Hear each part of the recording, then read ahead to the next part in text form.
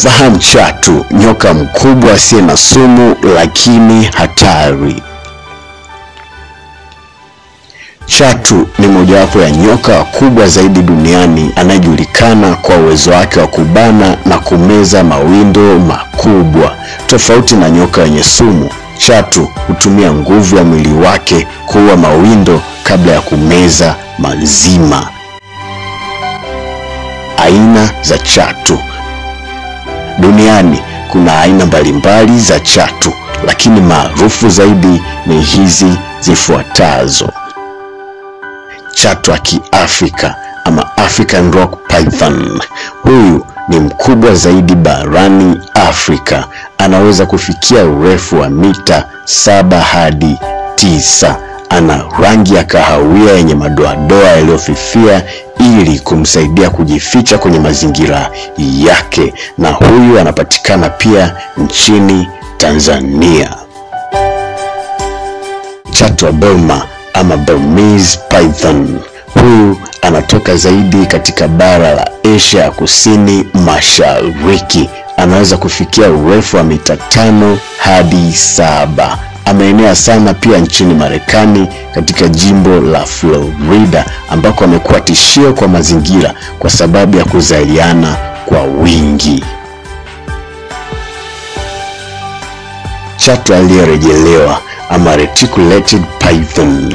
Huyu ndiye nyoka mrefu zaidi duniani, akifikia hadi mita 10. Anatoka Asia ya Kusini Mashariki. Amepewa jina Reticulated Python kwa sababu ya muundo wa ngozi yake yenye mistari iliyochanganyika kiasi cha kuonekana kama amechorwa. Chatu wa miti ama Green Tree Python, Morelia viridis. Ana rangi ya kijani kibichi. Huishi zaidi kwenye miti na mara chache hushuka chini. Anatoka Papua New Guinea na maeneo ya Indonesia.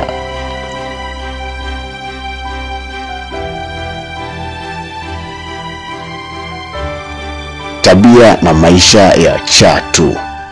Hana sumu. Badala ya kutumia sumu, chatu humvizia mnyama wake kisha humkamata kwa haraka na kumzungushia mwili wake kwa nguvu.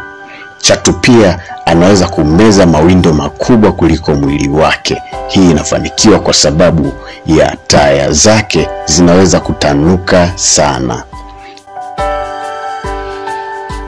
Chatu huishi karibu na maji. Chatu ni waogeleaji hodari na mara nyingi hupatikana karibu na mito, maziwa au maeneo yenye unyevu.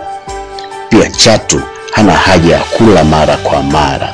Baada ya kula mlo mkubwa, chatu anaweza kukaa bila kula kwa muda wa miezi kadhaa.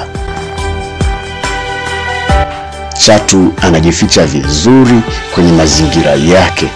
Rangi yake inamfanya awe mgumu kuonekana na mawindo au maadui zake. Je, chatu anaweza kumeza binadamu? Hili ni swali ambalo ni muhimu zaidi pia kupata majibu yake. Ingawa ni nadra sana, kumekuwa na ripoti chache za chatu wakubwa kumeza binadamu, hasa katika bara la Asia na Afrika. Hii hutokea hasa pale ambapo chatu anapomchukulia mtu kama mawindo yanayomfaa, hasa watoto wadogo na watu waliolala porini.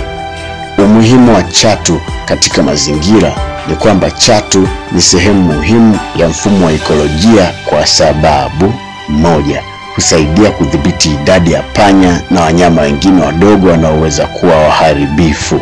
2.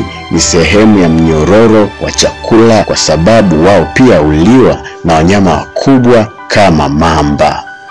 Ngozi yake pia hutumiwa katika utengenezaji wa bidhaa kama mikanda na viatu, ingawa hii ni haramu katika maeneo mengi duniani. Je, unapaswa kufanya nini ukikutana na chatu? 1. Usimkaribie. Chatu sio mkatili, lakini kama akihisi hatari anaweza kujihami. 2.